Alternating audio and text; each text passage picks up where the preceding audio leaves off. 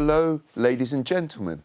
Welcome back to the FT Studios in London for the next instalment of our 2 and 20 series, celebrating 20 years of the PWM magazine website and events hub.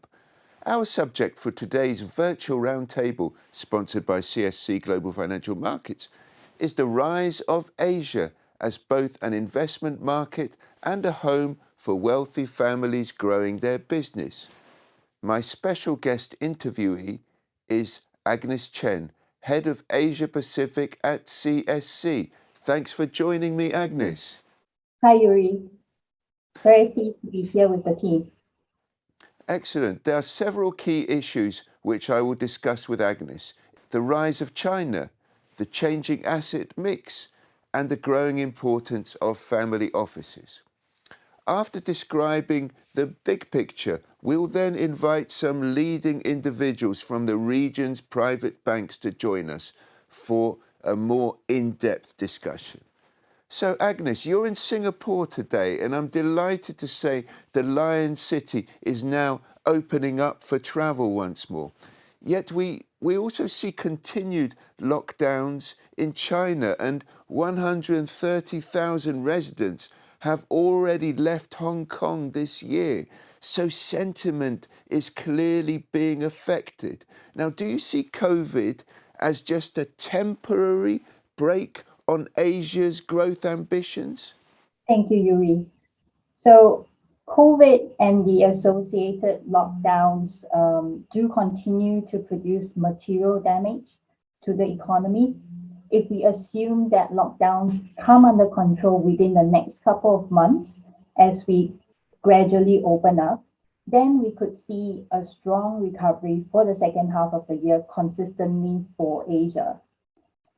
Singapore, as you mentioned, for instance, is opening up and is one of the top wealth management centers as Southeast Asia hub, but could also leverage on its status on a major business and lifestyle destination for Chinese and international clients.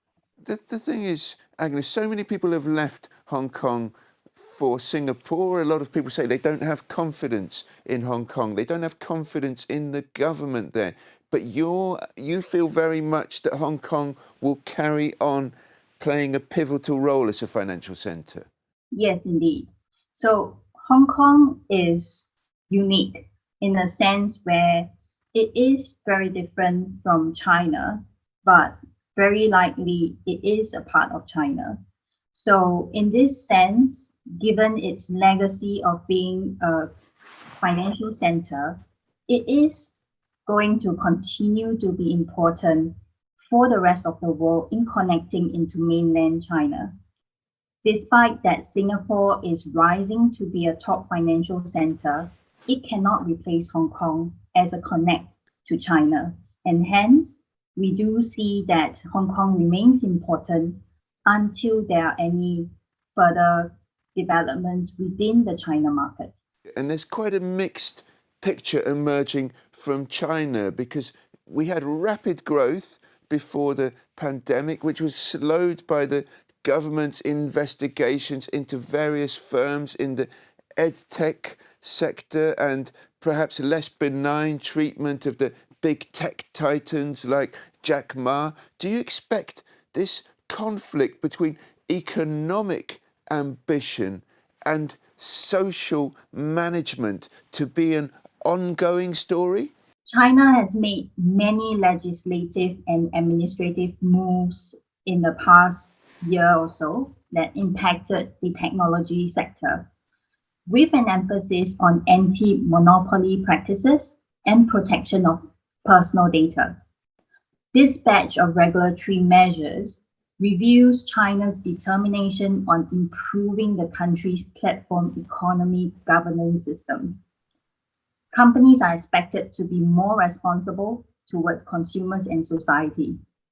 However, since the beginning of 2022, authorities have softened their tone regarding regulations affecting the technology sector in China. China is expected to hopefully review more policies intended to promote investment and support tech companies with more guidance. And this rapid digitalisation which you talk about, Agnes, will private markets and private equity investments in particular play a role in facilitating this growth? Private investments in software and technology have exploded to become the industry's dominant area of focus, and investors continue to focus on investing with new capital.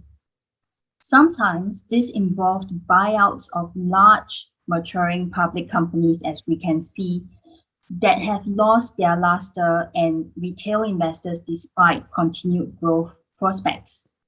There is also flexibility in capital deployment with a PE, with opportunities to target companies at early stages of development. You've talked about the importance of private equity investing in digitalisation.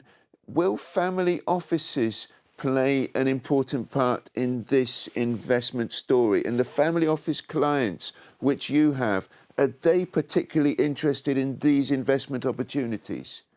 Yes, family offices are heavily invested into tech, in particular, anything that generates return, but also be involved in kind of providing expertise. Family offices love the hands-on approach and being able to be part of the story. We're talking about a very vibrant sector with some challenges ahead. Many thanks, Agnes, for setting the scene. And in our next segment, we will broaden the debate with a few leading lights from the Asia Pacific wealth management industry joining us for a panel discussion.